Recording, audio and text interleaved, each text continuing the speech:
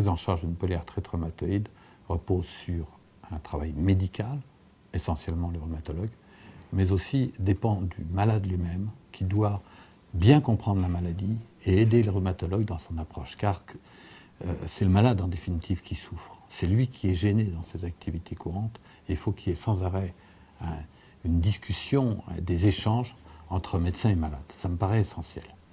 Alors, quel va être le but du traitement? Le but du traitement, il va être double.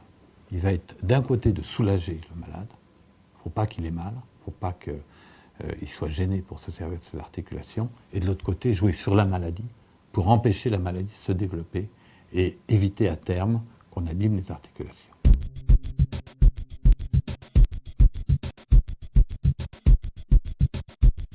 Le traitement symptomatique repose donc sur antalgiques, anti-inflammatoires, stéroïdiens ou non stéroïdiens, et surtout sur un traitement de fond, un traitement de la maladie elle-même. Et c'est là où les découvertes récentes sont absolument spectaculaires. Il y a des traitements qu'on connaît depuis 20 ou 30 ans, comme le méthotrexate, qui reste un des traitements essentiels de la polyarthrite rhumatoïde. On commence toujours par un traitement par le méthotrexate.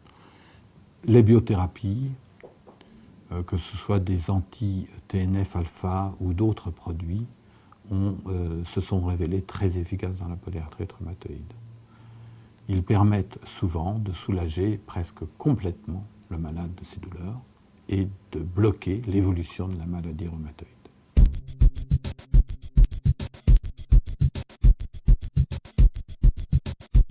Globalement, tous les traitements de fond de la polyarthrite rhumatoïde nécessitent une surveillance biologique. Ça va être une prise de sang, plus ou moins fréquemment, pour surveiller l'éventuelle toxicité de ces médicaments.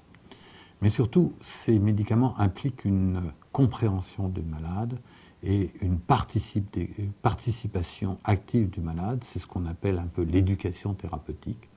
Il faut que le malade ait bien compris exactement quel est son traitement et sur quels symptômes, par exemple, il va falloir qu'il fasse attention, qu'il retourne voir son médecin. Si, par exemple, il y a une infection, il faut que cette infection soit traitée rapidement. Et on ne peut pas envisager de traiter une polyarthrite rhumatoïde s'il n'y a pas une participation active du malade. En pratique, il faut que le médecin et le malade aient une coopération de tous les instants. Le rôle du malade, ça va être d'expliquer au médecin l'importance de sa douleur et le vécu de sa douleur pour qu'on en tienne compte dans les prescriptions thérapeutiques. Un des points importants, ça va être la surveillance d'éventuelles complications du traitement. Si par exemple il a de la fièvre, il tousse ou il a des symptômes comme ça, il faut qu'il sache qu'il faut aller vers son médecin beaucoup plus rapidement. Et ça, de plus en plus, avec l'éducation thérapeutique, on apprend aux malades les symptômes qui doivent inquiéter et qui ne doivent pas inquiéter.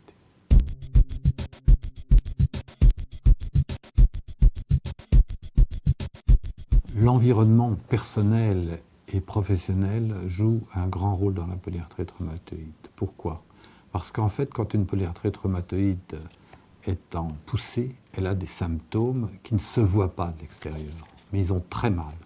La polyarthrite a très mal. Par exemple, ouvrir une bouteille, tourner sa clé de contact, tout ça, c'est des douleurs qui sont épouvantables pour le malade, alors que l'entourage ne se rend absolument pas compte de l'importance de ces douleurs.